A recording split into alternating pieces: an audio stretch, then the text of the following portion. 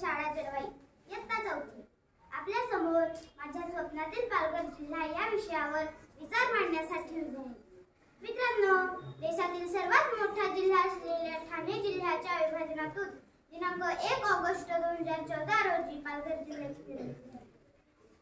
अशा या पालघर जिल्ह्याचं वर्णन करताना मला म्हणावेसे वाटते की ज्याच्या मस्तकावरती सह्याद्री सुवर्ण मुकुट आहे, त्याच्या मस्तकावरती सह्याद्री सुवर्ण मुकुट आहे, त्याचे चरण कमल धुण्यासाठी साक्षात रत्नाकर उभा आहे, साक्षात रत्नाकर उभा आहे। असा माझा पालघर जिल्हा आहे आणि मी त्याची रहिवासी असल्याचा मला अभिमान आहे। मित्रांनो, आपल्या पालघर जिल्ह्याला निसर्गाचे भरपूर वरदान लाभलेले आहे। हिरवीगार शेती, सदाहरित जंगले, मुबलक पाणी, बारमाही वाहणाऱ्या नद्या, विविध पर्यटन स्थळे ही आपल्या पालघर जिल्ह्याची शान आहे। परंतु आपल्या पालघर जिल्ह्याचा म्हणावा तेवढा विकास झालेला नाही। आपल्या पालघर जिल्ह्यात अनेक समस्या आहेत। आजही माझा पालघर जिल्हा निरक्षरतेच्या बाबतीत दुसऱ्या क्रमांकावर आहे। मला माझ्या पालघर जिल्ह्यातील प्रत्येक मूल हे शिकलेले पाहायचे आहे। आमच्या माथी असलेल्या निरक्षरतेचा कलंक पुसून मला माझा पालघर जिल्हा साक्षर झालेला पाहायचा आहे। आज माझा आदिवासी बांधव, कोळी बांधव हा गरिबीत आहे, दारिद्र्यात आहे, तो बेरोजगार आहे, त्याच्या हाताला काम मिळालेले मला पाहायचे आहे। पोटाची खळगी बांधण्यासाठी तो शेजारच्या गुजरात राज्यात जातो, मुंबई, पुण्याला जातो, हे पाहून मला खूप वाईट वाटते। भविष्यात इथेच रोजगार निर्माण करून शहरामध्ये MIDC उभारून मला माझ्या बांधवाला बेरोजगारी, दारिद्र्य, गरिबी यातून मुक्त झालेले पाहायचे आहे। व्यसनामुळे अनेक जीव गेलेले मी पाहिले, अनेक संसार उघड्यावर आलेले मी पाहिलेत, ऐकलेत।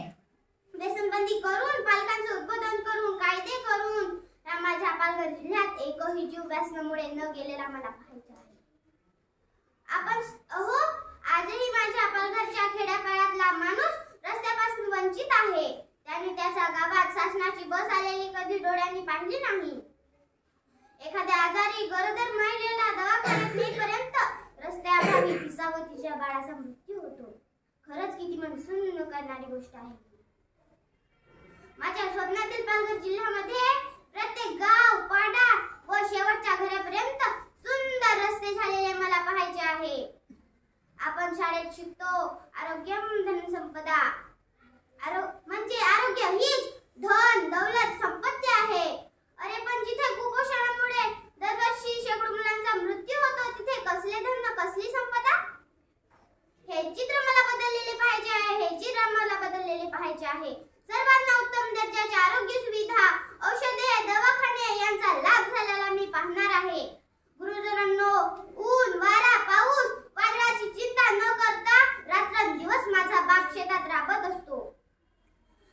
आपल्या रक्ताचं पाणी करून तो या मातीतून मोती पिकवतो। तुमच्या माझ्या भाकरीची सोय करता करता तो उपाशीच राहतो। त्याला सुखाचे 2 घास मिळालेले मला पाहायचे आहे। त्याच्या कष्टाला, गाळलेल्या घामाला, सांडलेल्या रक्ताला योग्य दाम मिळालेले मला पाहायचे आहे। माझ्या मासेमारी करणाऱ्या कोळी बांधवाला सोन्याचे दिवस आलेले मला पाहायचे आहे। आदिवासींची कला, उत्सव, परंपरा यांचे जतन करून साता समुद्र पार पोहोचवणारे हजारो जीवासोमा मशे तयार झालेले मला पाहायचे आहे। या पद्मश्रीचे भारतरत्न झालेले मला पाहायचे आहे। Dahanu, Nashik railway, bullet train, वाळवंट बंदर, जागतिक पातळीवरील सुंदर समुद्र किनारे झालेले मला पाहायचे आहे। आई महालक्ष्मी, जीवदानी माता मंदिर, समुद्र किल्ले, मुक्तेराजांचा राजवाडा, डहाणू कोटी बीच यांचा विकास झालेला मला पाहायचे आहे। या माझ्या पालघरच्या मातीतून जन्म घेऊन या देशासाठी ऑलिम्पिक पदक मिळवणारे वीर घडताना मला पाहायचे आहे। शेवटी जाता जाता एवढेच सांगेन, अंगाई वाघ, ताराबाई मोडक, चित्रे गुरुजी, सावे गुरुजी यांच्या संस्काराच्या वशातून तयार झालेला एक आदर्श असा सुजलाम सुफलाम पालघर जिल्हा झालेला मला पाहायचा आहे। सुजलाम सुफलाम पालघर जिल्हा झालेला मला पाहायचा आहे। जय हिंद।